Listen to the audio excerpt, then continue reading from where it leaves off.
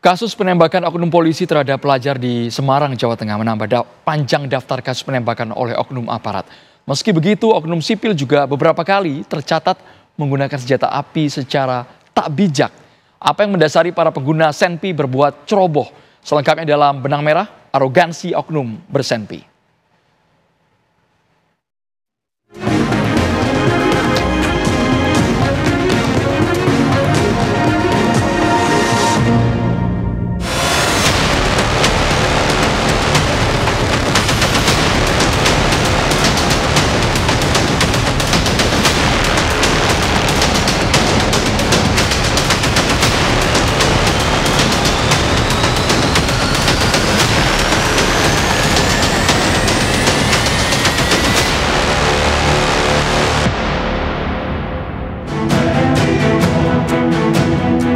Senjata api dan arogansi seakan menjadi dua hal yang acap berkelindan. Insiden oknum polisi tembak siswa SMK di Semarang, Jawa Tengah yang berujung korban meninggal dunia seolah mengingatkan itu. GRO, demikian inisial korban yang berumur 17 tahun itu terenggut nyawanya setelah peluru menerjang tubuhnya. Timah panas itu diketahui melesat dari senjata api yang dikuasai oknum Satres Narkoba Polrestabes Semarang, Aibda Robik Zainuddin. Selain GRO, dua korban lain yakni berinisial AD 17 tahun dan SA 16 tahun. AD dan SA mengalami luka tembak di tangan dan dada. Insiden itu terjadi di Jalan Candi Penataran Raya, Ngalian, Kota Semarang pada Ahad dini hari 24 November 2024. Aibda R sudah dilakukan penahanan di penempatan khusus di Bitpropam Polda Jawa Tengah dalam perkara penembakan tersebut, dan yang bersangkutan terproses dalam proses kode etik profesi kepolisian dan akan segera dilakukan sidang terhadap yang bersangkutan. Itu statusnya sudah tersangka berarti atau gimana? Jadi ada dua ya yang akan dilakukan pemeriksaan terhadap Aibda R, yaitu kasus kode etik profesi kepolisian bagi yang bersangkutan, dan juga akan mendapatkan proses kasus hukum atau tidak pidana bagi yang bersangkutan. Statusnya Pak, yang bersangkutan sampai hari ini Pak tersangka? Kalau saat ini masih terperiksa, namun yang bersangkutan dalam proses penahanan atau penempatan khusus. Sebelumnya, seorang oknum polisi menembak mati rekannya yang juga anggota polisi hingga tewas pada Jumat dini hari 22 November 2024. Adalah Kepala Bagian Operasi Polres Solok, AKP Dadang Iskandar, yang menembak AKP Rianto Ulil Ansar di bagian wajah sebanyak 2 kali dari jarak dekat. Tembakan itu mengenai bagian pelipis dan pipi menembus hingga ke tengkuk. Tak cukup sampai di situ, AKP Dadang kemudian memberondong tembakan ke rumah dinas Kapolres Solok Selatan, AKBP Arif Mukti.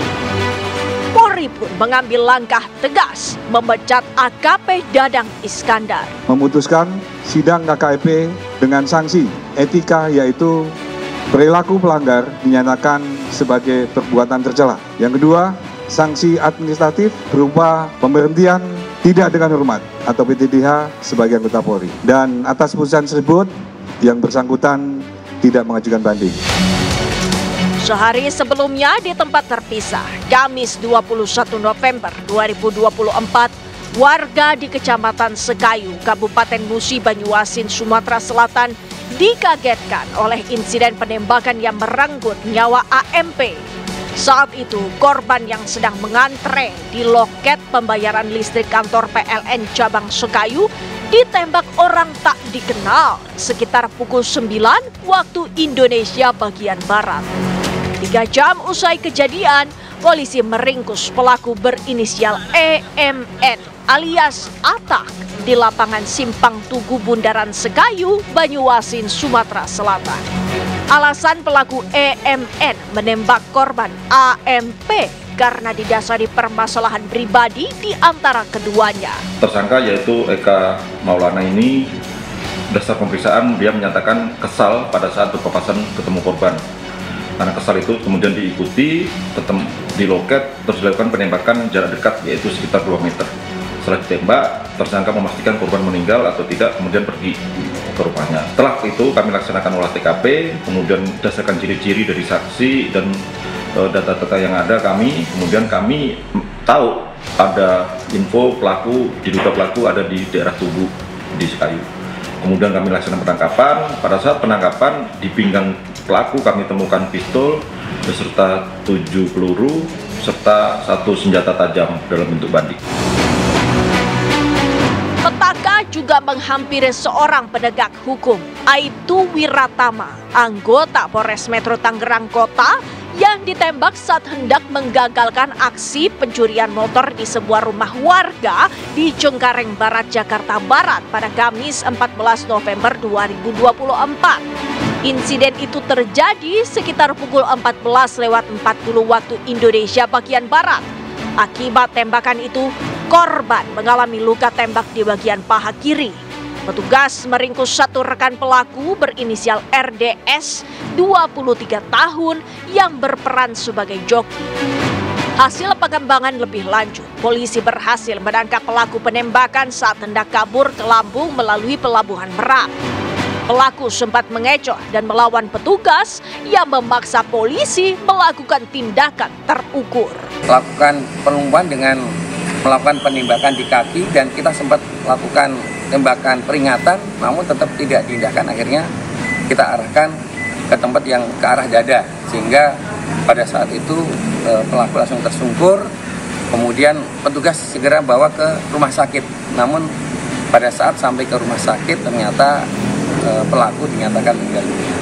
Tentunya kami sebenarnya sudah memberikan peringatan, namun karena pelaku tetap melakukan perlawanan, akhirnya kita berikan tindakan tegas terukur. Begitu gampangnya seseorang tersulut emosi sesaat, mengangkat senjata, melukai, bahkan hingga menghabisi nyawa korban. Jelas menyuguhkan situasi memprihatinkan. Namanya fenomena oknum itu ada di semua lembaga. Di DPR ada oknum, kemudian di pemerintahan ada oknum, di kepolisian ada oknum, ya. Itu hal yang biasa, tinggal bagaimana kita mensikapinya. Ada 2 hal menurut saya, hal besar yang penting untuk dievaluasi terkait masalah ini. Soal bagaimana evaluasi penggunaan senjata. Maraknya kasus penembakan oknum aparat terhadap warga sipil menyita perhatian sejumlah kalangan yang kemudian menyerukan pentingnya evaluasi terhadap penggunaan senjata api, termasuk menyoal pengawasannya.